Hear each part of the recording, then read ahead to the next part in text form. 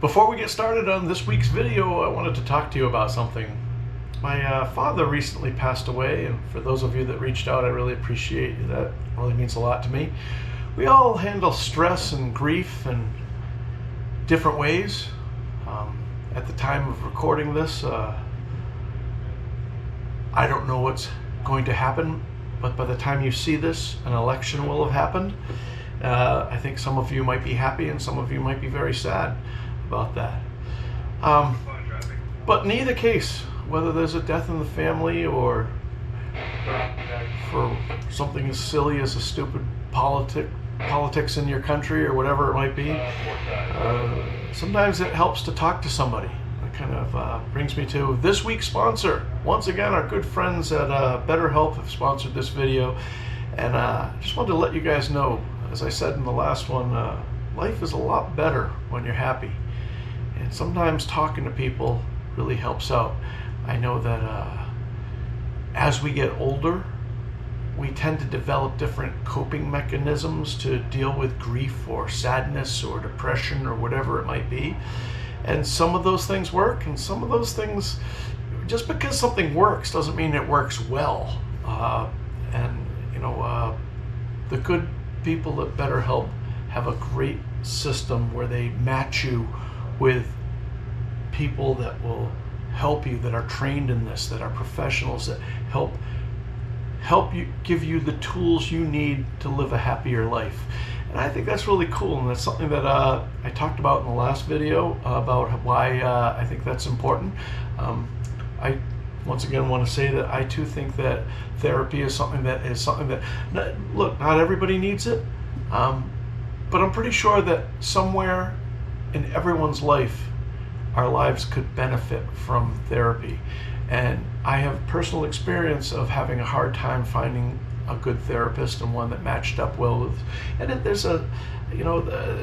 it's difficult. You have to not only find the right person, but you have to get there, and Lord knows, in my situation where I'm at sea most of the time, that can be very difficult. And BetterHelp has really cool, kind of more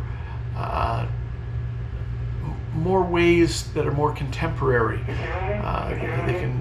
You can message people, you can talk on the phone, you can do all kinds of things. So anyway, look, if you're interested in it, they're giving you a really cool discount to try them out. Put a link in the description, and BetterHelp is really cool for sponsoring this video. I thank you guys so much, and on with the show.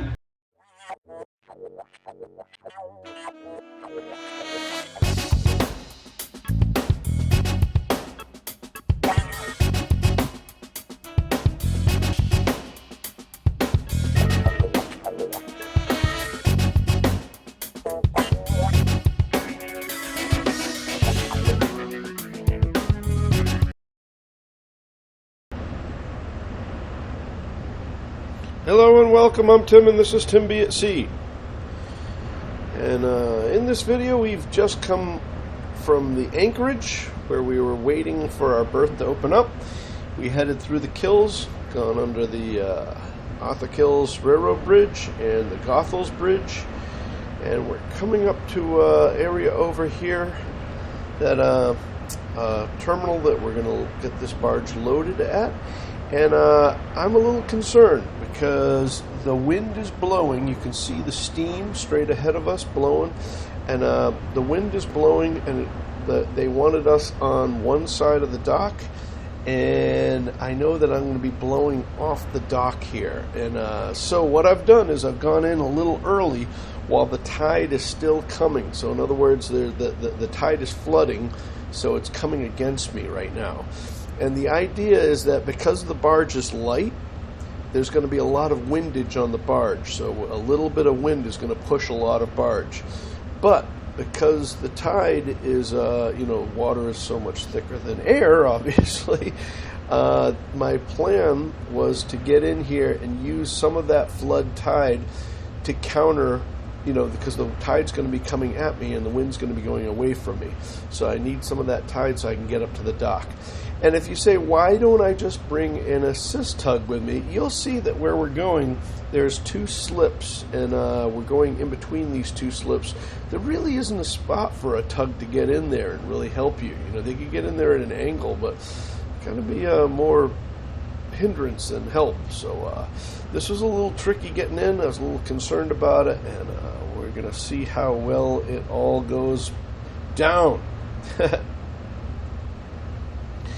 For some of the newer people that are watching, they say, what are we? Well, we are an ocean-going tugboat that is pushing an ocean-class barge, a 50,000 barrel barge, which is a little bit more than 2 million gallons. And the barge actually has what we call a notch in the back of it that we fit into. The bow, receives us, and then we put up a series of lines, and you can see a whole bunch of other videos where I show how that's made up.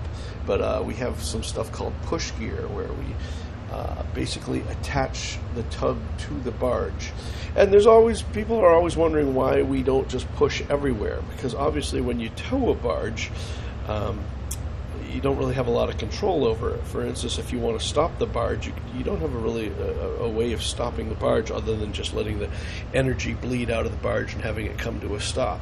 If you stop the tugboat, the barge will keep going and run the tugboat over.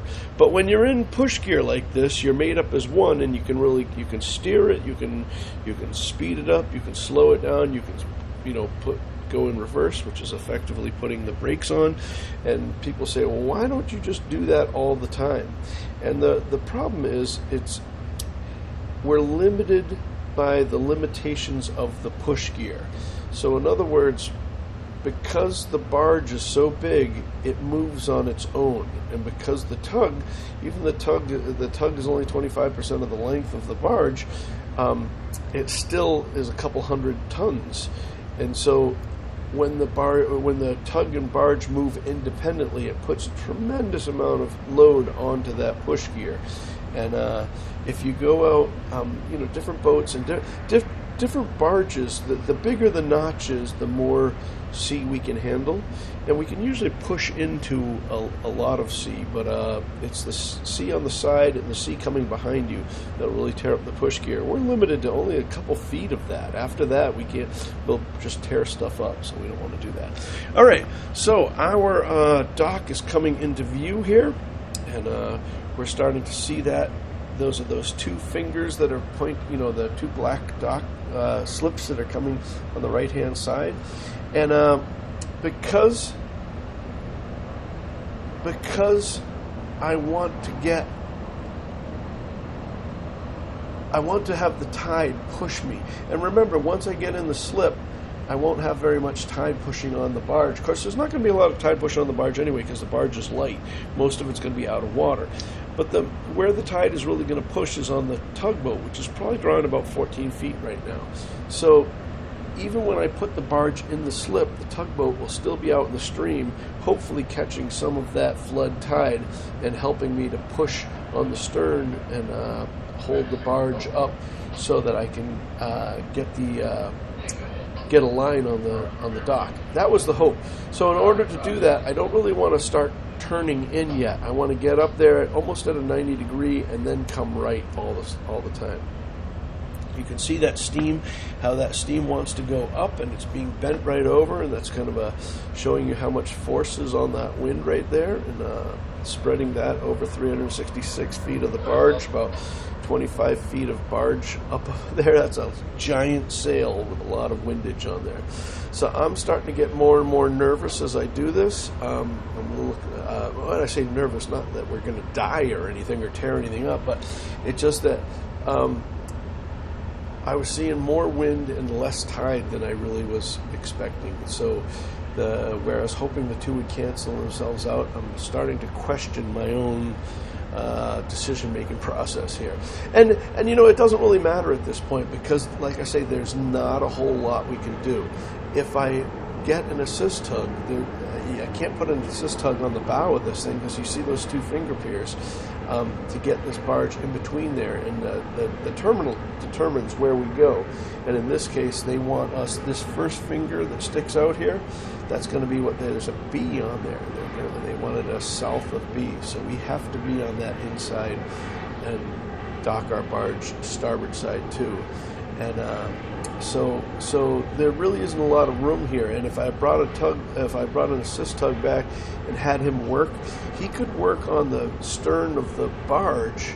But where I could really use him would be on the stern of the tug, because if I did the stern of the barge, I could only get the barge halfway in the slip before I wouldn't be able to use him anymore. But if I had him on the stern of the tug, that would be great. The only problem with that is that the way the geometry works, if they push on the stern, I can't counter that and push the bow over, and that's just a function of geometry. It just doesn't work that well. And believe me, I've tried it a million times and it just never seems to work that well. So I'm like, we're going to try this. The good news about this dock is that it's very fendered up very well, and so as long as I don't hit it very hard, as long as I go nice and slow, and as long as I take my time, I can lean up against either side of the dock, and that would be good. So remember, because the wind is blowing from right to left, I am thinking to myself, if I bring this bow over and start pointing it into the slip, the whole unit is still sliding from right to left. I'm not really driving ahead too much. And so I want to get it pointed over that way and keep sliding, downriver to the left. And but not too far, because I have to come back up right. But like I say, at this point, I was really kind of looking at the tide working around the tip of the dock there and saying, boy, there's a lot of wind. I don't see any tide pushing, going from left to right. So that's my plans are very quickly unraveling. Anyway, so right now I'm really interested in controlling forces, controlling momentum, and I've talked about this before, saying energy in equals at some point energy out, and that means you either have to stop it with the engines or the dock has to absorb the energy. So at this point, I'm trying to get over there. I stalled out before, so I gave it another good shot here to get that bow coming over. Once I get the bow inside, and I'll probably be talking to the deckhands. You can see the deckhands up in the bow, the deckhands and the tankerman. Once I get the bow inside there, I can bring the bow over and have that dock, that finger there on the right-hand side, have that leaned up against the starboard side of the barge, and I can roll in there. But I can't do that before that, because then we'll get fetched up on it. And it's very hard at this point to judge that. Even the guys that are up on top of the barge, unfortunately, there's a rake, because the barge is empty. A rake meaning that there's like a 45-degree angle from where they're standing to where the water line is. So they might think that they have coverage, but what they can't see is that there is no flat of metal underneath them. And if I brought that bow over the top of the slip, that would be a disaster, because when it would come in contact with it, instead of sliding down the side, it would try to go over the top of the finger pier. So that's something that I really don't want to do. So right now we're just going slow. Deckhand's probably calling out to me how many feet, and you can see from my vantage point right here that the pump house on the starboard side is interfering with my view. And it doesn't really matter, because even if that pump house wasn't there, because the deck of the barge is 25 or 30 feet above the water line, once you get about 10 feet, 15 feet off the dock, I can't see down there anyway, so it doesn't really, I'm really relying on the deckhands at this point to tell me how far off I am. And remember, I want to be as close as I can to that corner, preferably not to touch it at all, but if I could just do inches away from it, the less that I fall down river, the better. Because see that steam? Now we're looking at the steam going from right to left. That's all pushing on the barge. And I'm trying to get the bow over there, and in doing that, that's making the stern go from right to left when I'm trying to bring the bow from left to right. I hope that makes sense. Anyway, right now, I'm thinking to myself, this is not working the way I want. I've got 4,200 horsepower to try to get me over there with a twist, and I am giving it everything I got. You can see the rails shaking over here. All 4,200 horsepower is working to try to get over there, and I am losing ground. As you can see, I'm falling off the dock here, and that's not good. The good news is that there's nothing on the other side. The other side is fended up very well, and that's all fine. But I am working as hard as I can to get over there, and I can see the writing on the wall. This is not going to work. Now, if there was a problem on the other side of this, long before this, I would have backed out and just called it a day. But because I knew that everything was cool on the other side, I said, you know what? I'm doing everything I can. I can't do anything more, so let's just work with this. The funny thing about wind, and I've been doing this job for a while, but I've only been sailing for a little while on my sailboat. Those that watch SV Paquita, my other channel, thank you so much. And I didn't realize how much wind changes, even though I've been out on the water most of my life, until I really started sailing. And the cool thing about wind is that it comes and it goes. So my plan was to blow down, sit on the other side of the dock, and if I got a break in the wind, just like a couple minutes of letting it up, and it only has to go, if it's blowing 18, it only has to drop to 12, or what, I'm just using stupid numbers here, but just enough to get it over there. And if they could get me one line, I could use that line to twist against and get back over to because remember, I'm landing on the port side right now. I really want to land on the starboard side, and so right now I'm trying to mitigate not crashing into the dock, so I'm still trying to slow the whole progress down of us going from right to left. Even though I wanted to go from left to right, I've given up on that. I mean, I haven't given up on it. It couldn't be done with the tools that I had at the moment. So in order to do this, I said, okay, let's just land comfortably over here. No damage, no hurt, nobody cares. And then my plan was, and I've never done this before, and so I didn't know how it would work, especially if you remember me talking about the rake in the bow. My plan was that when I land over here softly, I will twist against that corner of the slip on the left-hand side. So I'll do a right-hand twist, which will make the barge turn clockwise, and we'll basically going from one dock over to the other. So the stern of the barge will be on the dock on the left-hand side, and the bow will be on the overhanging the dock on the right-hand side. But I've got to be careful because of that rake. It's possible, you see all those pipes and all that? It's possible that the bow could get into something over there. You know what I mean? I mean, before it stalls out on the fendering below.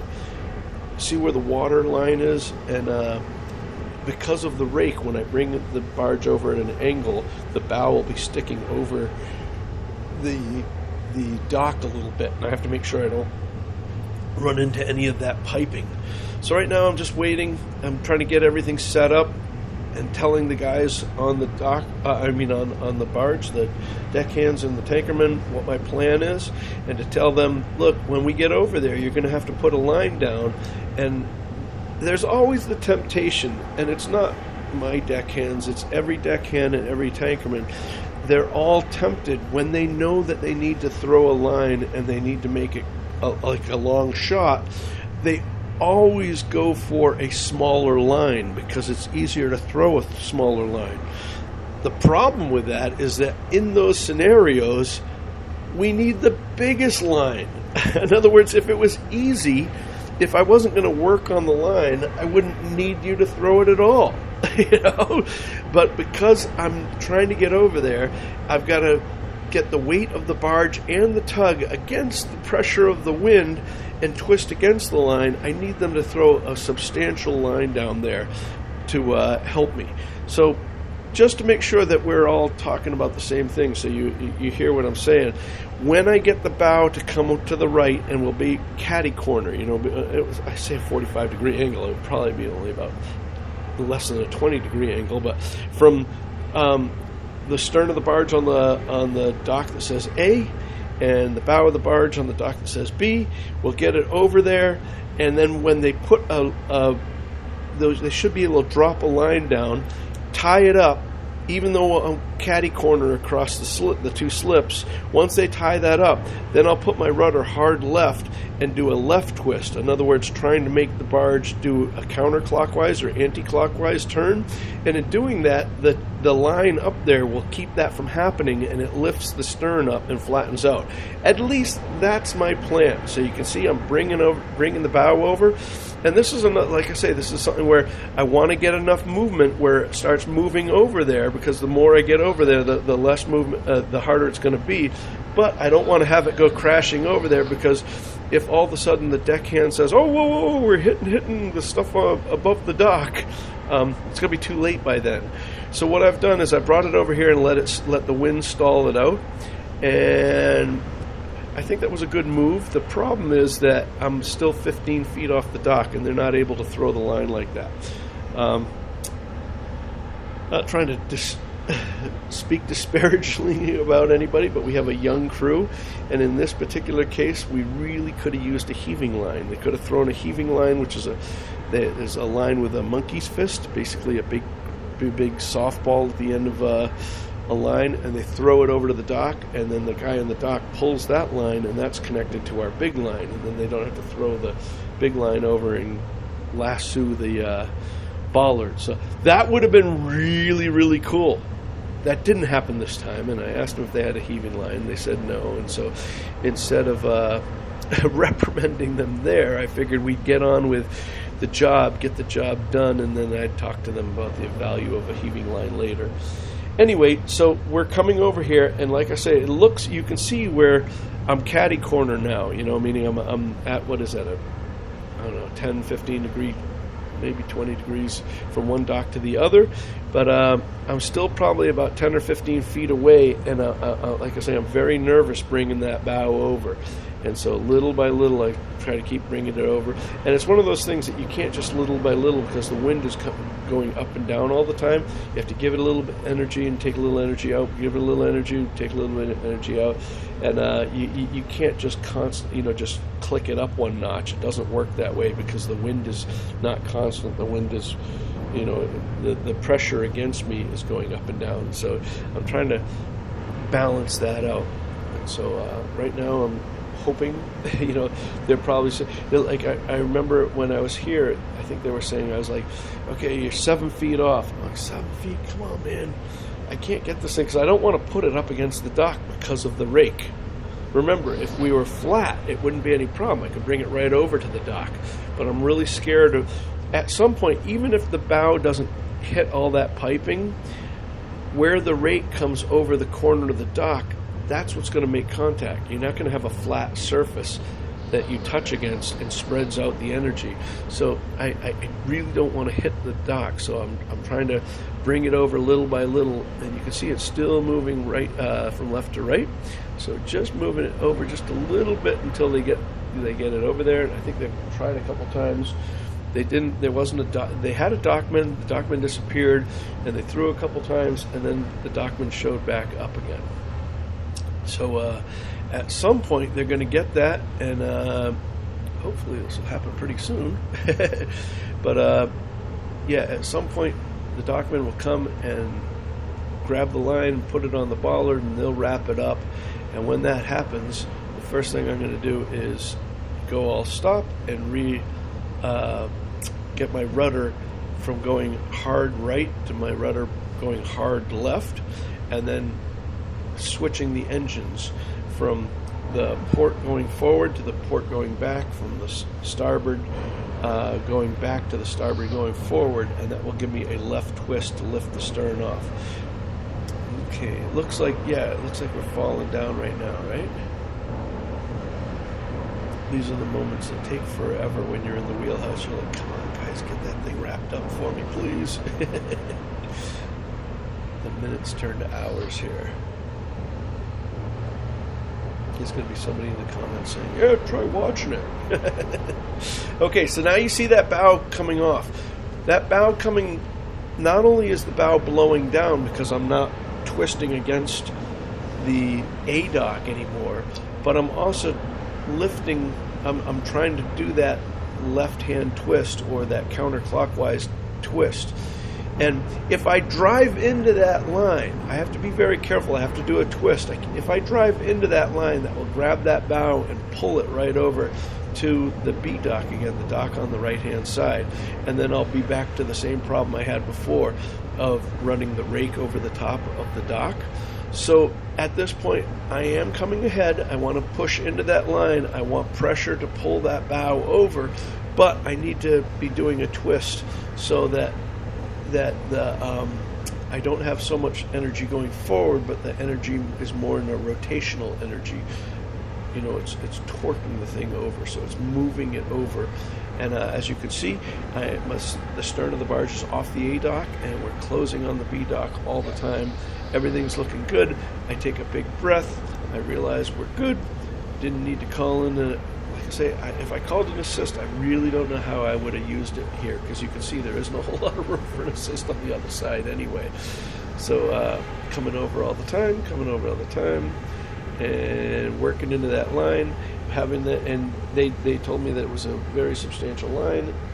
They tell me, okay, ease up on the line. Remember, it's not the pressure of one engine or two engines pushing against the line. It's the momentum of the barge that breaks the line. So the good news is that the lines, we call it singing, the lines will start to sing. They'll start making noises. And the guys will say, whoa, go easy on the line. And then I back off on the engines when that happens so that we don't break a line. Now you can see the B is coming into view there for the B dock. And we're getting all flattened out. That is good. So now once we get up here, now as we get closer, I want to slow this down because I think I said this in last week's video or another video.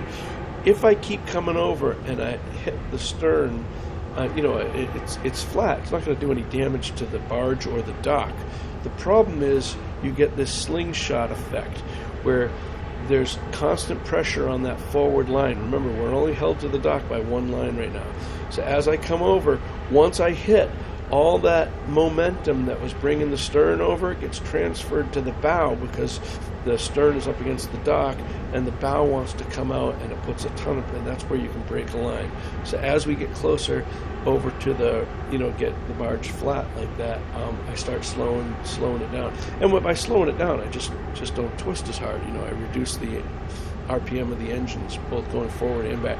Now once I'm flat, now I don't have to do the twist anymore. Now I can just use one engine ahead with the rudder hard over. So it's the tug in the barge is trying to do a left-hand turn. And by doing that, I can't do that because the right-hand side is tied off up in the bow. It holds the stern up against the dock. I think that probably makes sense. But anyway, yeah. Disaster narrowly avoided.